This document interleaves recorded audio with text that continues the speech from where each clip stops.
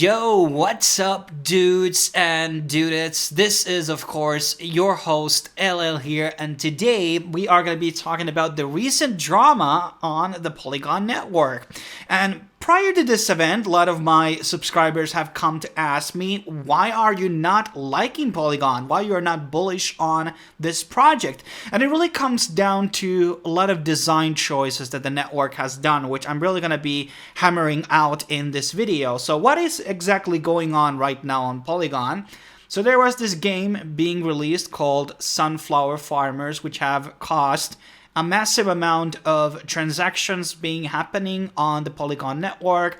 And obviously when a lot of transactions happen, that obviously means that there's going to be higher gas fees and congestion on the actual network. So here we can see the actual chart of average gas prices on Polygon. When we go back into 2020, we had very, very low average GWE here in minimum gas and maximum gas.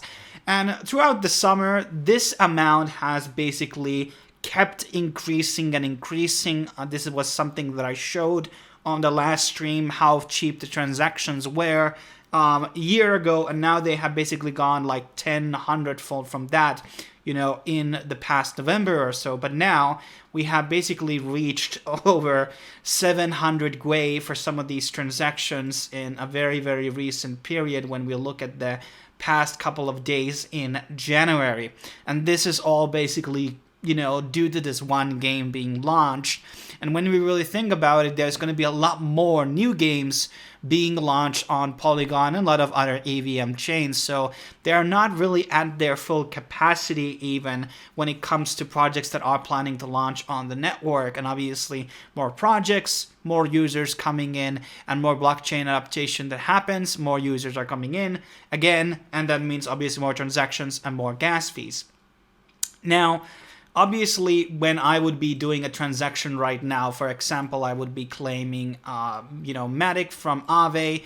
Currently, the fee would be around 0.16 Matic. I don't remember what is the price right now for Matic. It was above $1 when I last time talked about, but that is already at the price point which Binance Smart Chain is at, and people were talking and boasting about Polygon being this super cheap network, everything's under cent, and that would have been a very inclusive network for third worlders, which don't really have the gas fees to pay, 15 cents for every transaction that they do. That is just not the reality. That is kind of like the privilege of us. First worlders are able to afford that, and if you do a lot of transactions per day, you're playing a game, those stack up pretty nicely if you're going to be paying 0.2 Matic per transaction based on the smart contract that you are going to be using. And obviously there was a response from the Polygon team, and there has been a lot of memes about this, and basically they don't have a solution for this.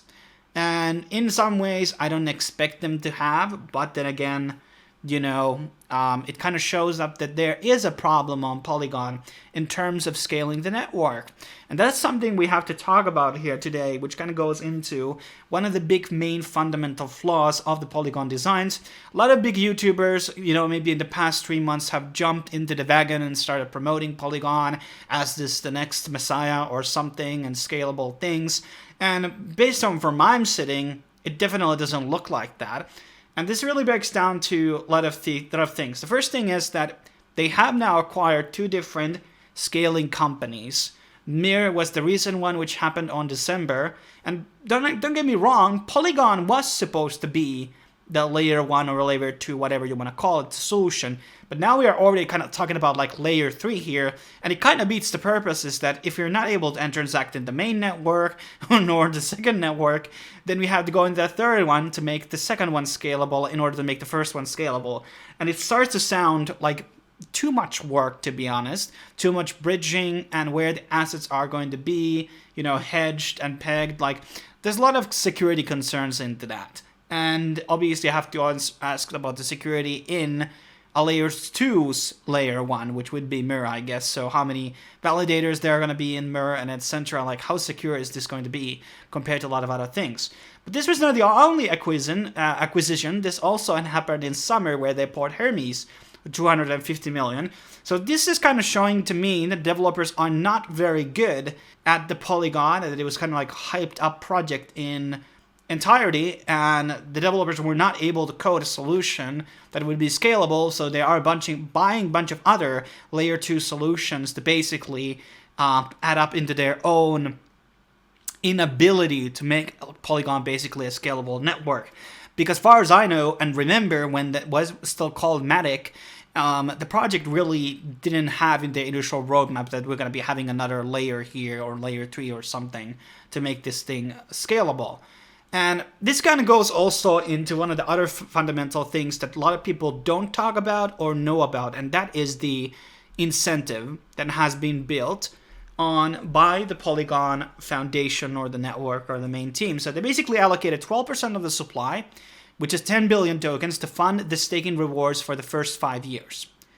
And basically this means that these are the validator rewards that they are getting. So the validator rewards are compiled from staking rewards, which is this 5-year deal, and the transaction fees. But once the staking fees basically go out, and as you can see, the bonding rate and everything, they're going down by year. And that basically means that the validators are going to be bailing out from the network because they're going to be living on in the transaction fees only. And they're not getting those staking rewards that they are getting right now. So that will be creating an issue where you're going to be having, the current system is artificial. You are like printing money and setting that money aside to artificially to basically pay for the current transactions that happen on the network portionally. So in reality, once those 12% are basically spent through these staking rewards, that will make into a situation where the validators are likely going to be increasing the transaction fees to cover up the costs of the staking rewards, meaning that we're going to be artificially increasing the transaction fees, or we're going to be losing a bunch of validators, which will be going into another network where they're going to be getting a higher stake percentage.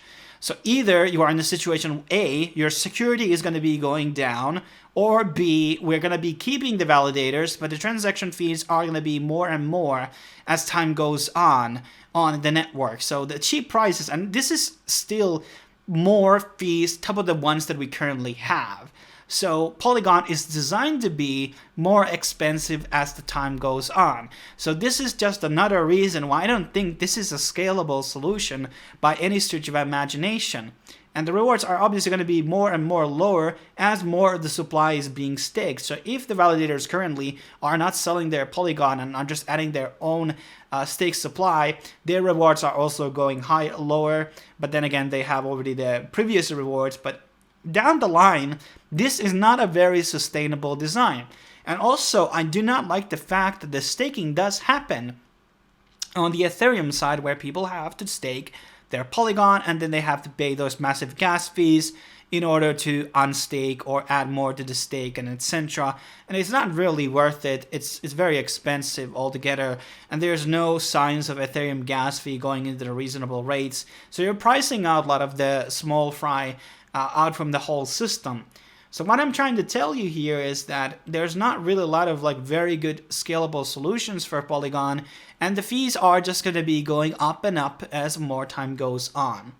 Now then there is this other huge security issue which is kind of rugged under the rug, and that is the validator problem. So basically there's a multi-sig between 1 to 8 people that are securing OX Polygon staking contract. And I guess what would happen if 4 of those people would end up on car accident and they would die, or they would go into coma or something? That would be basically end of this whole ecosystem. So Polygon in its core is very centralized. There's a lot of VC money in there. A lot of backers, obviously, like Binance has been shilling a lot, Polygon, because they're very invested in the project. And that's just been kind of like one of the marketing that's been happening on Polygon a lot. I've seen a lot of articles in PublishOX and elsewhere basically hyping this up. But this is definitely not, then this was posted in May, and this guy has posted like other things about Matic and the security issues here. And there was the hack that just happened on the Polygon, which I probably should have mentioned on this video, which happened on almost million Matic tokens were stolen. So yeah, there are vulnerabilities in the network. The developers seem incompetent on, scaling the network themselves, so they end up buying a lot of other competition and layer 2 solutions, which are building on Ethereum and etc. So this is just like my breakdown why I'm not excited about Matic. I haven't dumped all my bags, but I would never allocate a lot of money into this because I see it as a huge security risk. And also, I don't see it as a scalable solution down the line. And there's just going to be something better that can do the job cheaper, whatever it's Algorand or some other non-EVM chain likely. And Polygon is definitely not the solution that people are making it out to be. So if there are some huge Polygon fans out there, link this video to them, breaking down a lot of these points which I've talked about here today. And there's going to be a lot more of these clones of Sunflower. I heard there's already a couple of them, and that's going to be keeping up the congestion going on the Matic. It's not bad as Ethereum, but two wrongs don't make it right, so to speak. So it doesn't matter if you are cheaper than Ethereum, you're still expensive.